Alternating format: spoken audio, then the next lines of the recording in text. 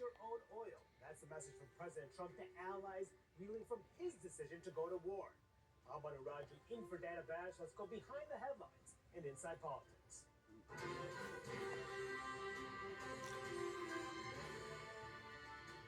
We start with the financial toll of the war in Iran. Right now, the average cost of gas in the United States is more than $4 a gallon, and that's the highest level since 2022.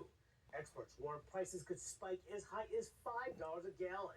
And this all stems from Iran choking off the Strait of Hormuz that handles roughly 20% of the world's oil flow. The strait was open to traffic until the U.S. and Israel launched the war in Iran. But now President Trump appears to be demanding that NATO allies take the lead in forcing Iran to reopen it.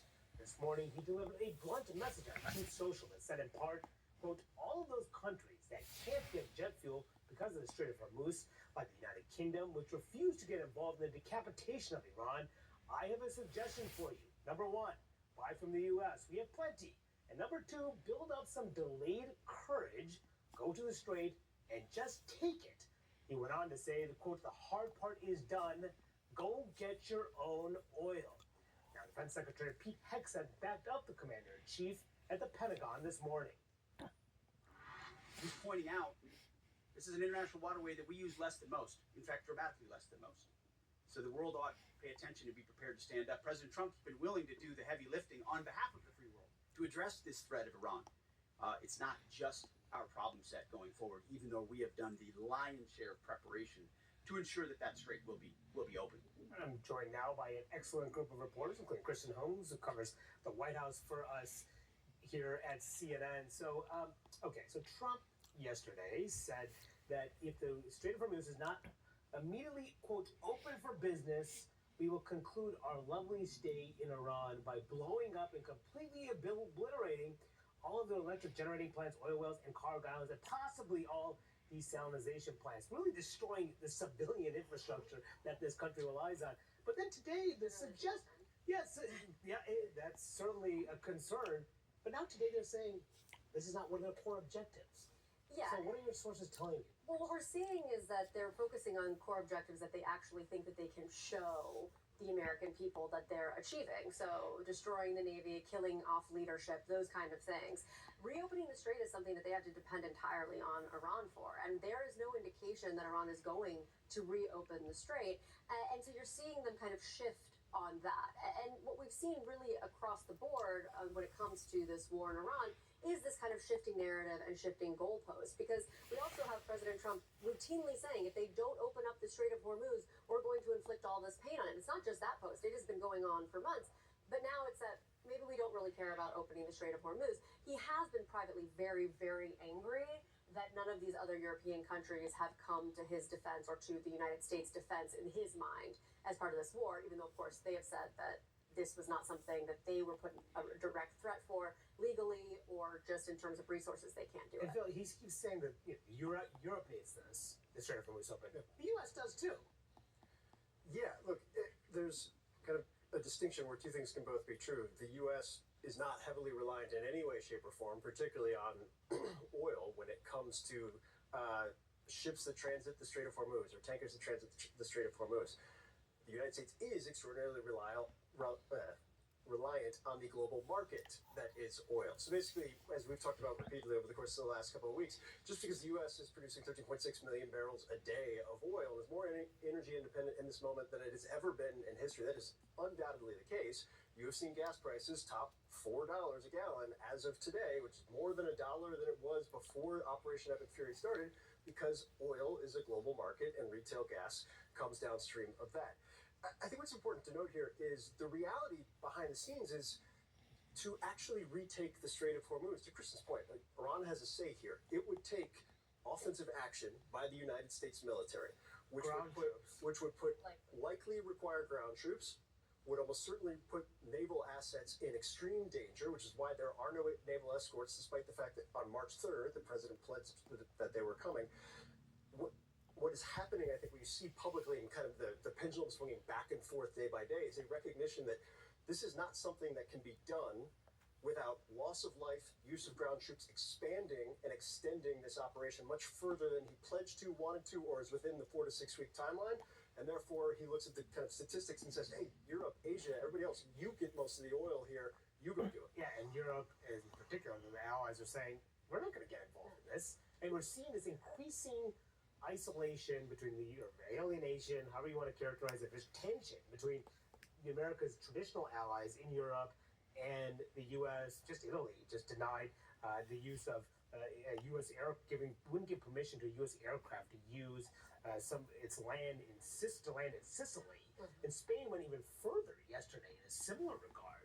So we're seeing Trump is railing on UK almost daily now, it seems, on Truth Social, this increasing tension between the American and his closest Americans and their closest allies. Well, because the allies see that even when they try to appease Trump, it doesn't work. You know, a few days later, he'll be threatening 100% tariffs. And so they're like, well, why are we going to put ourselves at risk? Well, we're not going to get any credit for it. Like, we could try to help in the Strait of Hormuz or whatever, and you're always going to come back and say, we haven't done enough, we haven't done this. And so that's what's happening. But this idea that somehow the U.S. Will be insulated from what's happening in the Strait it's completely false. At the end of the day, yes, the U.S. produces a lot of oil, but we also import a lot of oil, and that will continue to be the case. And so you're going to have Americans dealing with $4, maybe $5 a gallon oil. And the thing about that is gas prices are like the weather. Everybody loves to talk about it. You know how high these gas prices are? That is what politicians have to deal with. Yes, and the person who liked to talk about it a lot was none other than Donald J. Trump. In fact, when they were much lower, he touted them quite frequently, and when they were high under Joe Biden, he attacked Biden over that issue. Energy just hit $1.98 in a couple of states. It's way down. You have gasoline that hit $1.98 yesterday in a couple of states. Gasoline yesterday in 3 states hit $1.98 a gallon. If you look at energy, I think you're going to be at $2 a gallon with cars very shortly. $2. It was $4, $5 under the Democrats. It's like a massive tax cut. And just for a little fact check, gas hit an average of $2.70 per gallon in April when Trump made that first statement that you saw there. Gas Buddy couldn't find a single station at $1.98 despite what the president said, according to our colleague Daniel Dale. So, nevertheless, what are you hearing from the alarm about within the White House about the rising gas prices? Because they keep trying to say it's going to go back to normal, everything will be fine. But what is the reality inside the White House? The reality is that people are very concerned inside of the White House, particularly when it comes to the politics of this and what it means for the midterm elections. They are watching this creep closer and closer to November, and they understand that all of this is going to play into the midterm elections. Now, the gas prices, as you noted, are something that President Trump has really doubled down on, and that's because he couldn't fight on the other side of affordability, because we weren't seeing any changes in cost of living. We weren't seeing any changes at the grocery store. But instead, what they were looking at was the gas prices, which were going down. And that was the one thing that they could really hold on to and hammer home when they were trying to make this affordability argument. That is now gone. And the question is, maybe it will go back down, but when? And we have not been given a timeline on that either. Yeah, and Phil, I want you to just dissect this White House statement from this morning. Caroline Leavitt said, when Operation Epic Fury is complete, gas prices will plummet back to the multi-year lows American drivers enjoyed before these short-term disruptions. It's not that easy. I mean, gas prices go high. Yeah. They don't just drop like that. Yeah. Right? Rocket down feather, I believe, is the traditional econ nomenclature there. I think this is actually really instructive as we watch what the president is trying to figure out what to do with the Strait of Hormuz.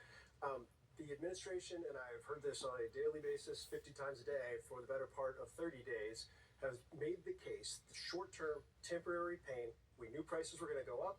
It's only going to be temporary, and then they will drop down dramatically. The reason they will drop down, and you could see it early on in the conflict in oil futures pushing out towards the end of the year, is the idea that if Iran, which has long threatened the Strait of Hormuz, or utilizing the threat of the Strait of Hormuz and global energy, holding it hostage on some level, was essentially putting a risk premium on energy as it existed for the better part of 47 years. Remove Iran, and energy prices will drop. Commerce will be more free-flowing than it has ever been before. Obviously, U.S. energy position dominance right now is what it is, and so all those things combined will, in the long term, drop gas prices, drop energy prices dramatically. If you don't have the Strait of Hormuz open, if Iran is controlling the flow and the tolls and the process of the Strait of Hormuz, you don't get the long game view that the administration has been utilizing as their argument for why this was worth it at all. And so that's the dynamic right now that I don't know necessarily how they square as the president tries to figure out which way to go here. And we should point out that even though the president would always hammer home the fact that gas prices were low, the administration wasn't getting much credit for that on the issue of affordability. People were not happy about affordability when gas prices were low. So even if you get them back to where they were, that doesn't make people go, oh, now I'm happy the economy is great. They weren't happy before. Yeah, right. And that's, again, affordability, the issue of the midterms. We'll see how this ultimately plays out. All right, next.